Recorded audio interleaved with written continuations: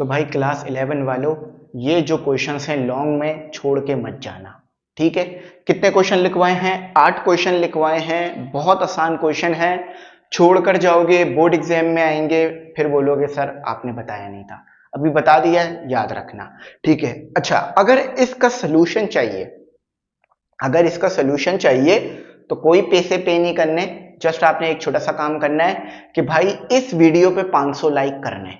जब गाने की वीडियो पे मिलियंस में लाइक आ सकते हैं, जब किसी मीम पर, किसी व्लॉग पर, किसी प्रैंक पर, किसी फिल्म पर लाखों में लाइक आ सकते हैं, तो इस वीडियो पे 500 नहीं आ सकते।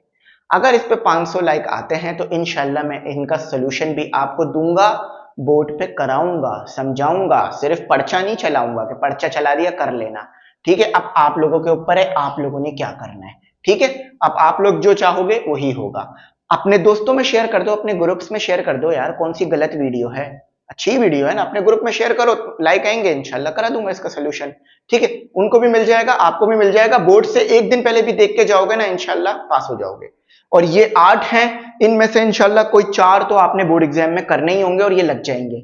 पास पेपर उठाओ, कोचिंग का, किसी भी कोचिंग का comprehensive guest paper, target paper उठाओ, कॉलेज का कोई भी कॉम्प्रिहेंसिव पेपर उठाओ, आपको बोर्ड एग्जाम में ये जरूर मिलेगा इंशाल्लाह, ठीक है। सारे मिलेंगे, एक दो नहीं, सारे ही मिलेंगे इंशाल्लाह। चलो सबसे पहले बात करते हैं पहले क्वेश्चन की। Explain addition of vector by rectangular component method. याद करो, दो वेक्टर होते थे ए और बी, उसको फिर हम तोड़ देते थे, ए एक्स ए वाई 1 और 2, सही है, या A x A y B x B y, ठीक है।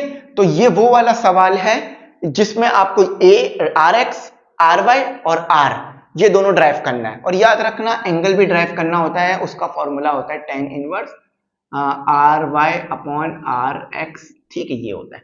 ये आपको ड्राइव करना है, बहुत आसान सवाल है, कोई मुश्किल सवाल नहीं, ठीक है। अच्छा, उसके बाद elastic collision in one dimension, याद करो, दो बॉल्स होती थी हमारे पास, टकरा रही होती थी, वेलोसिटी v1 v2 ड्राइव करना होता था। ये दो वो फॉर्मूले हैं, ये दो फॉर्मूले आपने ड्राइव करने हैं। याद रखना, डेरिवेशन करने से पहले स्टेटमेंट जरूर लिखना, वो मोस्ट इंपॉर्टेंट है। अच्छा, उसके बाद law of conservation of momentum, एक एंगुलर है एक जस्ट मोमेंटम है। जब जस्ट मोमेंटम बोलेंगे तो ये करना है, और अगर एंगुलर बोल देंगे तो फिर सवाल चेंज हो जाएगा। ज्यादातर ये वाला आता है, इसलिए मैं दे रहा हूं m1 u1 plus m2 u2 is equal to m1 v1 plus m2 v2, सही है। अच्छा, दूसरा सवाल वैसे आसान है लेकिन बच्चे फंस जाते हैं क्योंकि लॉन्ग बहुत है, ये दूसरा सवाल ना लॉन्ग बहुत है हमारा। अच्छा, दूसरा सवाल कौन सा है आपका? दूसरा सवाल है drive the formula of absolute gravitational potential energy. काफी बड़ी इसकी डेरिवेशन है, काफी लेंथी है, ये जितने भी है ना इन सबकी डेरिवेशन काफी लेंथी हैं, लेकिन कुछ 5-6 डेरिवेशन हैं जिसमें आपका पेपर हो जाता है, ये आपके लिए बड़ी आसानी कर दी है। तो ये वाला फॉर्मूला जो है माइनस जी एम और एम आर, ये G absolute gravitational potential energy, sorry gravitational constant, ठीक है। उसके अलावा mass of earth, mass of object और रेडियस, ठीक है। तो ये आपने दूसरा सवाल करना है, मतलब चौथा सवाल करना है। ड्राइव बर्नौली इक्वेशन, याद रखना बर्नौली इक्वेशन के साथ साथ वो एक और चीज पूछ लेते हैं, इक्वेशन ऑफ कॉन्टिन्यूटी। तो बर्नौली इक्वेशन और इक्वेशन ऑफ कॉन्टिन्यूटी और करके लिख लो, ठीक है, क्योंकि फिर वो ज्यादा हो जाता है ना, मैंने कहा थोड़ा सा आप लोगों के लिए आसानी भी रहना।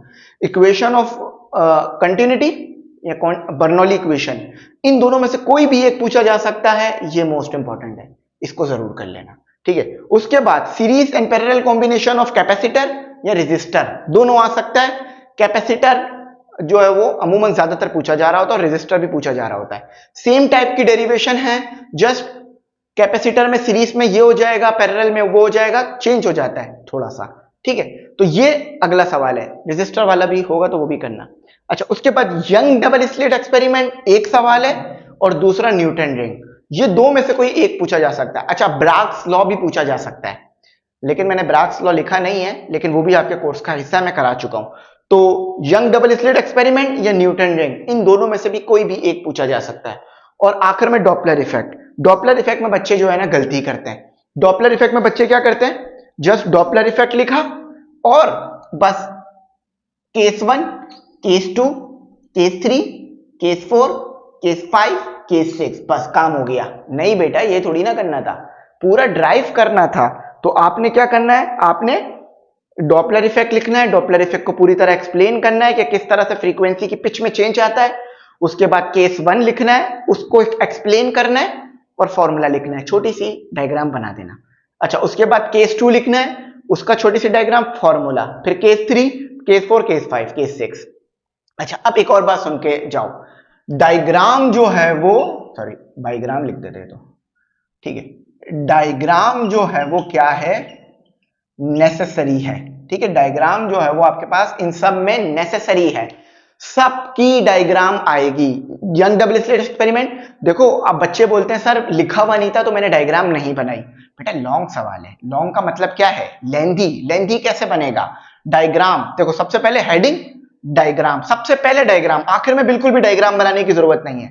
सबसे पहले डायग्राम या स्टेटमेंट लिखने के बाद डायग्राम, दो तरीके हो सकते हैं, लेकिन सबसे अच्छा ये होता है कि स्टेटमेंट लिखने के बाद डायग्राम। यानी देखो करना कैसे, हेडिंग डाल दी, जो भी सवाल आया, उसके बाद स्टेटमेंट, उसकी स्टेटमेंट बताई। ठीक है, स्टेटमेंट पार्ट है आपके लॉन्ग का और डेरिवेशन का। सिर्फ डेरिवेशन लोगे 5 में से 3 नंबर 4 नंबर आएंगे।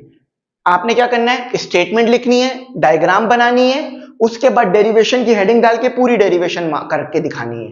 उसके बाद आपको पूरे 5 में से 5 या 10 में से 10 जो नंबर होंगे उसके वो मिल जाएंगे। ठीक है, मैं फिर कह रहा हूं ये गलतियां मत कर आना। बच्चा मुझे क्या कह रहा था सर कि मैंने टेस्ट दिया कोचिंग के अंदर उसे, आपको पता है हमारा फिजिकल कोचिंग भी है तो वहां मैं पढ़ा रहा होता हूँ अमूमन, तो वहां मैंने उसे टेस्ट दिया, मैंने सारे बच्चों का यही सेम सीन हुआ। मैंने कहीं लिखा नहीं था डायग्राम बनानी है, कहीं लिखा हुआ यहाँ पे डायग्राम बनानी है, उसमें उन्होंने लिखा होता है डायग्राम जहां नेसेसरी हो वहां बनानी है। लॉन्ग में हर जगह नेसेसरी होती है, याद रखना। किसी ने भी डायग्राम नहीं बनाई। जब मैंने पूछा क्यों, तो कहते हैं सर डायग्राम का लिखा हुआ ही नहीं था। और वो बच्चे जो कोचिंग में पढ़ रहे हैं वो मुझे देख के हंस रहे होंगे इस बात पे। तो भाई इसका मतलब ये थोड़ी ना है कि मैंने लिख दिया। फॉर एग्जाम्पल आपके सामने खाना लाके रख दिया, तो क्या आप खाना जब ही खाओगे जब आपको कहा जाएगा? नहीं, आप अपने घर में हो, खाना लग दिया है या लग गया है, आप जाके खा लोगे, फॉर्मेलिटी नहीं करोगे ना।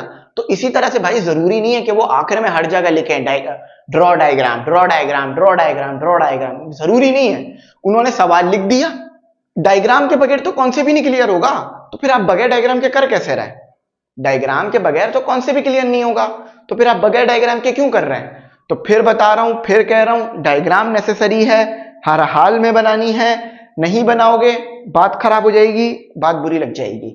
सही है, तो डायग्राम बनाना, इसमें भी डायग्राम है, इसमें भी है, इसमें भी है, सब में डायग्राम मौजूद है। ठीक है, मैं चाहो तो ना इसकी डायग्राम थोड़ी सी बना के दिखा देता हूं। ये इस तरह की बनती है ना डायग्राम, इसकी देखो इस तरह की बनती है। ठीक है, याद होगा इस तरह की इसकी डायग्राम बनती है, इस तरह की इसकी डायग्राम बन रही होती है। ठीक है, इस तरह की इसकी डायग्राम। ठीक है, तो फिर कह रहा हूं, अच्छा डायग्राम पेंसिल से बनानी है, लेबलिंग भी करनी है। लेबलिंग से क्या मुराद है कि भाई कौन सी चीज क्या है।